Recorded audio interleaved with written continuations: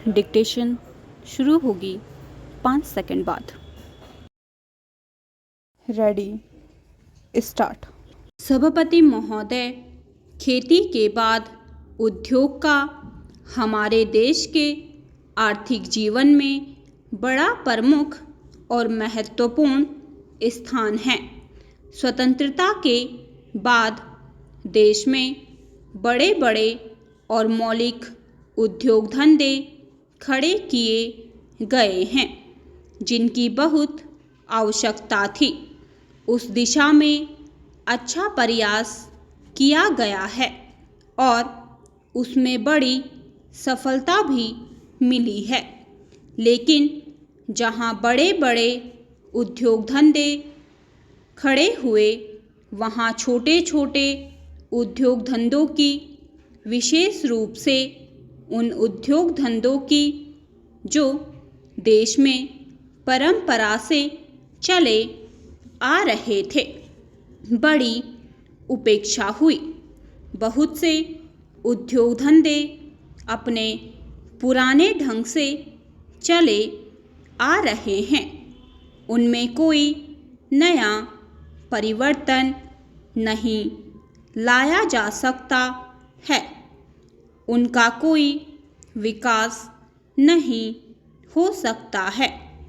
देश की स्थिति को देखते हुए विशेष रूप से ग्रामीण क्षेत्रों में कौन से नए उद्योग धंधे खड़े किए जा सकते हैं, इस बारे में कोई अनुसंधान नहीं किया गया है।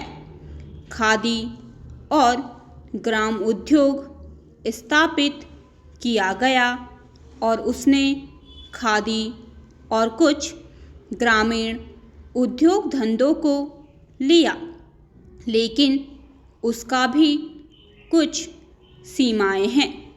बहुत से उद्योग धंधे ऐसे हैं जिनको प्रोत्साहन दिया जाना चाहिए था, लेकिन प्रोत्साहन देना तो दूर रहा, ऐसी नीति अपनाई गई कि उनके काम में बाधा पैदा हुई और उनमें बहुत से टूट गए।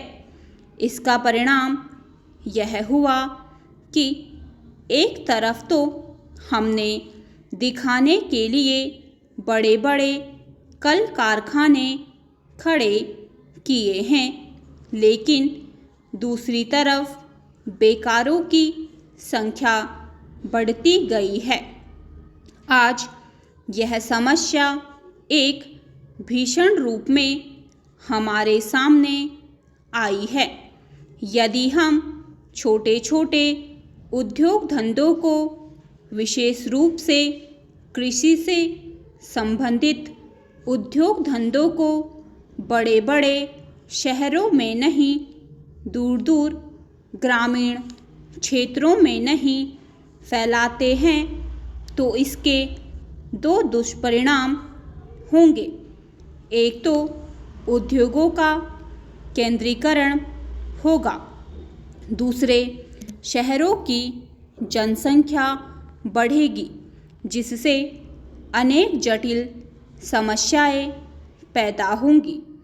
इससे हर एक आदमी को काम नहीं मिलेगा और हमारे जो पुराने उद्योग धंधे, जीवन से संबंधित सामग्रियां तैयार करते हैं, उन पर बुरा प्रभाव पड़ेगा।